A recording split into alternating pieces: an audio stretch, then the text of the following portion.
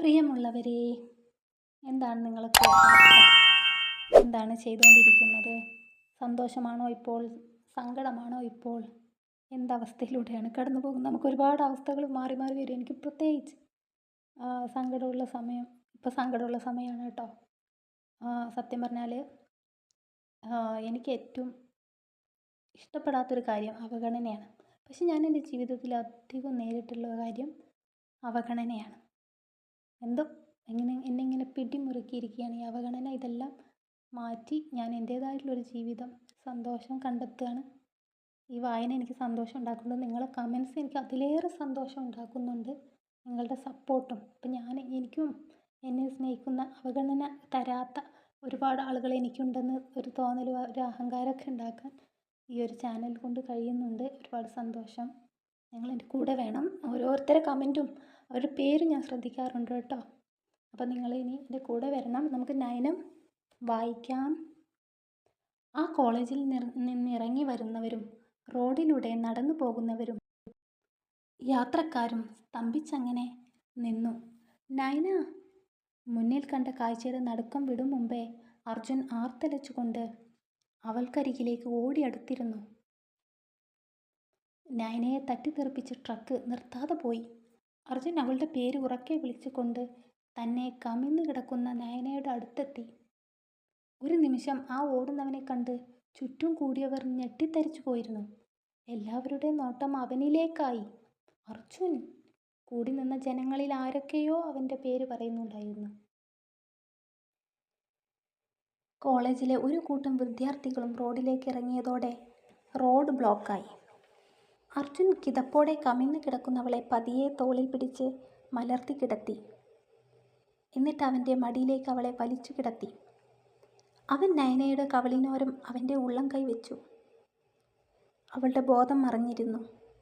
നെറ്റിയിൽ നിന്നും ചോര പൊടിഞ്ഞു തുടങ്ങിയിട്ടുണ്ട്. നേഹയും റിമയും ഭയന്നു വിറച്ചു. തൻ്റെ കൂട്ടുകാരിയുടെ അവസ്ഥ കണ്ട് അവളുടെ പേര് വിളിച്ച് പൊട്ടിക്കരഞ്ഞു. അവളുടെ മുഖത്തേക്കും നോക്കാതെ അർജുൻ അവളെ കോരിയെടുത്തു. തൻ്റെ ഇരു കൈയിൽ വാടിത്തളർന്ന് കിടക്കുന്ന പെണ്ണിനെ നോക്കിക്കൊണ്ട് മുന്നോട്ട് നടന്നു. പിറകിൽ നിന്നും ക്യാമറയുടെ ഫ്ലാഷ് ലൈറ്റുകൾ അവനെ പൊതിഞ്ഞു. നയനയുടെ തലയിൽ നിന്നിറങ്ങുന്ന രക്തം അവൻ്റെ നെഞ്ചിലേക്ക് ഒലിച്ചു. അവൻ്റെ നെഞ്ചാകെ രക്തം കൊണ്ട് നനഞ്ഞു കുതിർന്നു.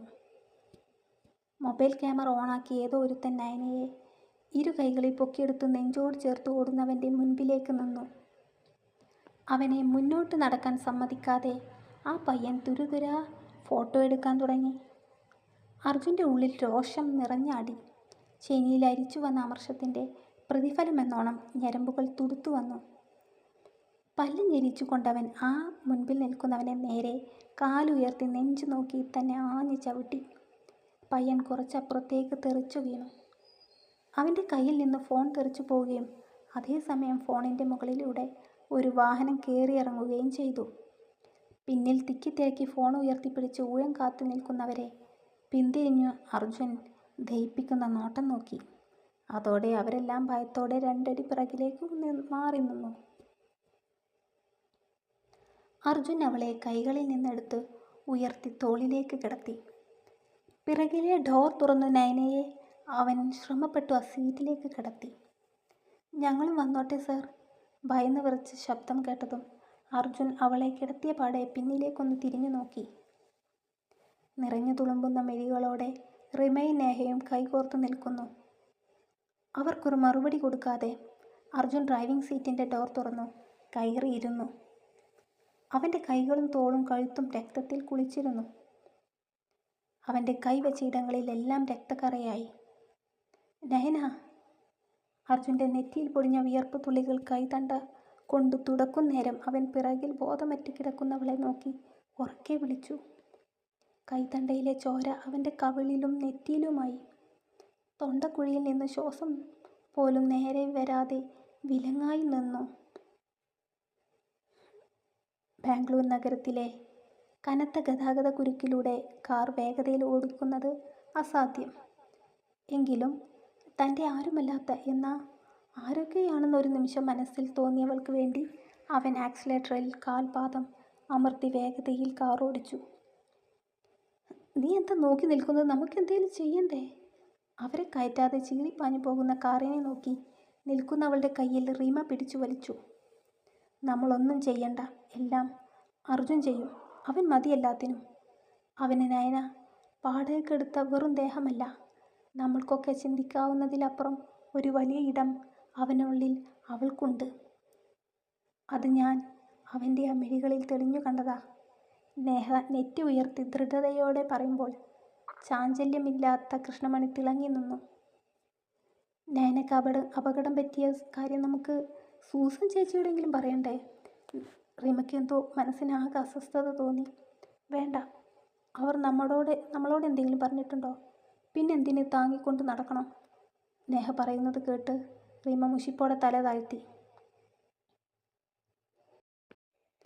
നയനയെ കൊണ്ടുപോയ ഓപ്പറേഷൻ തിയേറ്ററിന് മുമ്പിൽ അർജുൻ തല കുമ്പിട്ട് കൈ പിണച്ചു നിന്നു. കുറച്ചു ദൂരം പോരേണ്ടി വന്നെങ്കിലും അർജുനെ കണ്ടാൽ തിരിച്ചറിയുന്ന ആരും ഉണ്ടാകില്ലെന്ന ഉറപ്പുള്ള ഹോസ്പിറ്റലിലേക്കാണ് നയനയെ കൊണ്ടുപോയത്. അവനൊരു പെണ്ണിനെ ഹോസ്പിറ്റലിൽ അഡ്മിറ്റ് ചെയ്ത് കാവലിരിപ്പുണ്ടെന്നറിഞ്ഞാൽ കലിതുള്ളി വരാൻ കുറേ പേരുണ്ട്. ആദിയും വെപ്രാളവും ഉള്ളിലുള്ള സമയത്തും അവനിലെ കുതന്ത്രശാലി പുറത്തു ചാടിയിരുന്നു.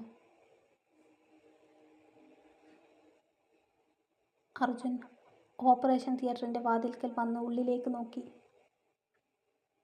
വായിൽ ഓക്സിജൻ മാസ്ക് വെച്ച് ദീർഘമായി നിശ്വസിക്കുന്ന നയനയെ മിഴികളിൽ നിറച്ചു. അവൻ്റെ നെഞ്ചിനൊരു ഭാരം അനുഭവപ്പെട്ടു. നയനക്കരികിൽ നിന്നിരുന്നവർ അവളുടെ മനസ്സിനെ മുറിവേൽപ്പിക്കുന്നത് എന്തോ പറഞ്ഞിട്ടുണ്ട്. അതുകൊണ്ട് മാത്രമാണ് മനസ്സിൻ്റെ താളം തെറ്റിയവരെ പോലെ അവൾ ആ റോഡ് അശ്രദ്ധയോടെ മുറച്ചു കടന്നത്. അർജുന് ആ 2 പെൺകുട്ടികളോട് വല്ലാത്ത അരിശം തോന്നി. പിന്നെയും ചിന്തകൾ പല വഴിക്ക് തിരിഞ്ഞു. ഓപ്പറേഷൻ തിയേറ്ററിൻ്റെ വാതിൽ തുറന്ന് ഒരു നേഴ്സ് വന്നു. കയ്യിൽ പിടിച്ച ട്രേയുമായ നേഴ്സ് മുന്നോട്ട് പോയി. സിസ്റ്റർ വിളിക്കുന്നത് കേൾക്കാതെ പോയ നേഴ്സിൻ്റെ പിറകെ ചെല്ലാൻ അർജുൻ തുനിഞ്ഞതും ഓപ്പറേഷൻ തിയേറ്ററിൻ്റെ ഡോർ തുറക്കുന്ന ശബ്ദം കേട്ട് അവൻ പിന്തിരിഞ്ഞു നോക്കി.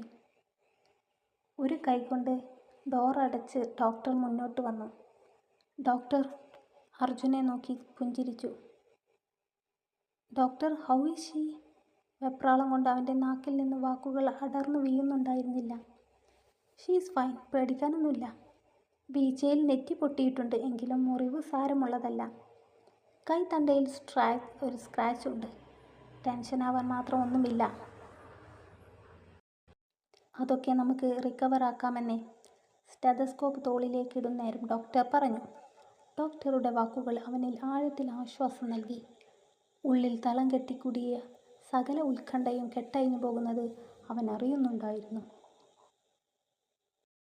ആ ഡോക്ടർ ഒരു മലയാളിയാണെന്നുള്ളത് ടെൻഷനുണ്ടാക്കുന്ന കാര്യമാണെങ്കിലും അയാൾ അവനെ തിരിച്ചറിഞ്ഞിട്ടില്ല എന്നത് വീണ്ടും ആശ്വാസം നൽകുന്നതായിരുന്നു.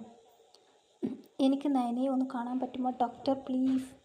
ഡോക്ടർ അനുവദിക്കുമോ എന്ന യാതൊരു ഉറപ്പില്ലാഞ്ഞിട്ടും അവൻ അപേക്ഷിച്ചു. നയന 2 hour ഒബ്സർവേഷനിലാണ്. അത് കഴിഞ്ഞിട്ട് അർജുൻ പോയി കണ്ടോളൂ. ഡോക്ടർ അവൻ്റെ പേര് പറഞ്ഞതും സിരകളിലൂടെ വൈദ്യുത പ്രവാഹം പോലൊരു തരിപ്പ് വന്ന് അവൻ്റെ ഉച്ചിയിലെത്തി. ഡോക്ടർക്ക് എൻ്റെ പേരെങ്ങനെ അറിയും? അതിന് മറുപടിയായി ഡോക്ടർ ഉറക്കെ ചിരിച്ചു. യങ്സ്റ്റേഴ്സിന് ഇൻസ്പിറേഷനായ ബിസിനസ് മാഗ്നറ്റ് അർജുൻ ശിവമാധവിനെ അറിയാത്ത മലയാളികളുണ്ടോ? ഡോക്ടർ അവൻ്റെ ചുമലിൽ പതിയെ തട്ടി മുന്നോട്ട് നടന്നു. അവൻ കീഴ്ചുണ്ടിൽ വിരലുകൾ വെച്ച് ചിന്തയിൽ ഊന്നി നിൽക്കുകയാണ്. ഡോക്ടർ പോകുന്നതൊന്നും ശ്രദ്ധിച്ചില്ല.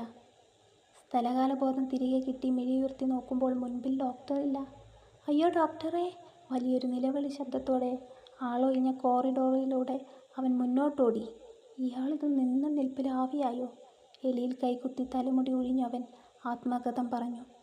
മുഖമൊന്ന് അമർത്തി തുടച്ചു. പിന്നെ രണ്ടും കൽപ്പിച്ച് മുന്നോട്ട് അല്പം നടന്നതും ഡോക്ടർ ഒരാളുമായി സംസാരിച്ച് നിൽക്കുന്നത് കണ്ട് അർജുൻ അങ്ങോട്ട് ഓടിച്ചെന്നു. ഡോക്ടറെ! അവൻ്റെ ആ വിളി ഒരു നിമിഷം നിലവിളിയായി പോയോ എന്നൊരു സംശയം. ആ അർജുൻ, എന്തു പറ്റി? അവൻ്റെ വെപ്രാളം കണ്ട് ഡോക്ടർ ഒന്ന് ഭയന്നു. ഡോക്ടർ, എന്നെ ഇവിടെ കണ്ട കാര്യം വേറെ ആരോടും പറയരുതേ, അവൻ അല്പം ജാള്യതയോടെ ആണെങ്കിലും പറഞ്ഞൊപ്പിച്ചു. എന്നാൽ ഡോക്ടർക്ക് അവൻ പറഞ്ഞതൊന്നും മനസ്സിലാകുന്നുണ്ടായിരുന്നില്ല. അർജുൻ എന്താ ഉദ്ദേശിക്കുന്നത്? ഡോക്ടർ ഒറ്റപ്പുരികം ഉയർത്തി അവനെ മിഴിച്ചു നോക്കി. ഉള്ളത് പറയാലോ, ഞാനും നയനയും ഇഷ്ടത്തിലാണ്. ആരും അറിയാതെ അപ്പാർട്ട്മെൻ്റ് എടുത്ത് ഒരുമിച്ചാണ് താമസം. ഓഹോ, ലിവിങ് ടുഗദർ ആണല്ലേ? ഡോക്ടർ ഇടയ്ക്ക് കയറിയൊന്ന് ഊക്കി. അങ്ങനെയും പറയാം. അവൾക്കൊപ്പം ഔട്ടിങ്ങിന് ഇറങ്ങിയതായിരുന്നേ. റോഡ് മുറിച്ച് കടക്കുന്നതിനിടെയാ ഈ അപകടം പറ്റിയത്. അതുകൊണ്ട് ഇങ്ങോട്ട് കൊണ്ടുവന്നതുമൊക്കെ. ഡോക്ടർ അവൻ്റെ കഥയിൽ മുഴുകിയിരിക്കുകയാണ്. കുറച്ചുകൂടെ കഴിഞ്ഞ് ഞാൻ ഇക്കാര്യം എല്ലാവരെയും അറിയിക്കും. അതുവരെ ആരും ഈ വിവരം അറിയരുത്. തലമണ്ട ഒഴിഞ്ഞ് ചമ്മൽ അഭിനയിച്ചുകൊണ്ട് അവൻ ഡോക്ടറെ നോക്കാതെ പുഞ്ചിരിച്ചു. Hey, don't be panic mister Arjun. താൻ ധൈര്യമായിട്ടിരിക്കും.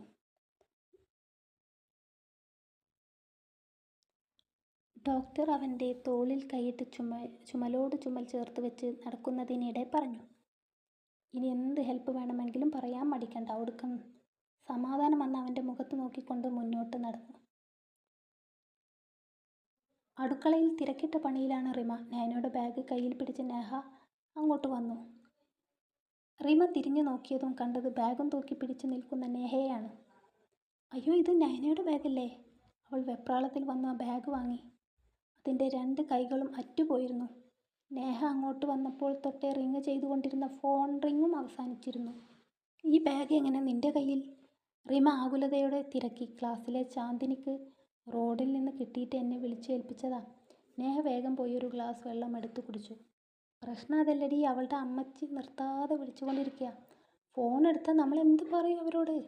വായ്ക്ക് ചുറ്റുമുള്ള വെള്ളം തുടച്ചുകൊണ്ട് നേഹ സ്ലാബിലേക്ക് ചാരി നിന്നു. ഞാൻ അപ്പേ പറഞ്ഞതല്ലേ നിന്റെ അടുത്ത് സൂസൻ ചേച്ചിയെ വിവരം അറിയിക്കാമെന്ന്. അപ്പം നിനക്ക് ചാടാ. ആ അർജുൻ അവളെ കൊണ്ടുപോയത് കൊല്ലാനാണോ വളർത്താനാണോ എന്ന് ആർക്കറിയാം? ഈഗോ കാണിച്ച് നമ്മൾ ഇക്കാര്യം അറിയിക്കാതെ ഇരുന്നിട്ട് നയനക്കെന്തെങ്കിലും സംഭവിച്ചാൽ?